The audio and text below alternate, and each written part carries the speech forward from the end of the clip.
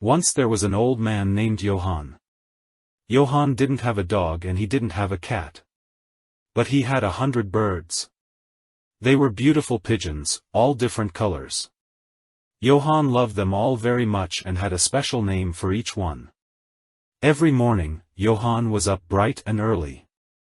As soon as he had opened the cages, the birds would fly high into the sky.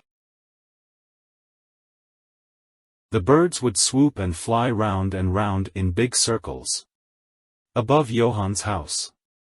Johann would smile as he watched his birds twisting and swooping and turning. Then they would fly off for their day's adventure. Later that day Johann would wait for them to return. One day Johann was not well. He woke up in great pain and could hardly walk. The birds were still locked in their cages. They knew that something was wrong.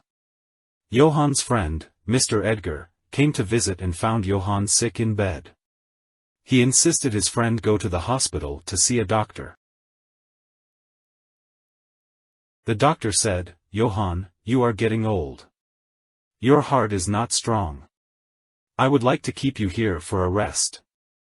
Suddenly Johann remembered his birds. "Oh, my birds! What have I done?" he cried. "Mr. Edgar, please go quickly to my home. My birds are still locked in their cages.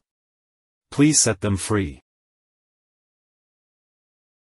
Mr. Edgar hurried to Johann's house and opened every cage. The birds quickly flew out of the cages.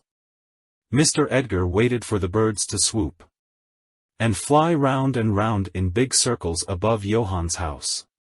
But the birds flew straight up into the sky and out of sight. Later that day, Mr. Edgar returned to lock up the birds for the night. He waited and waited but the birds did not return.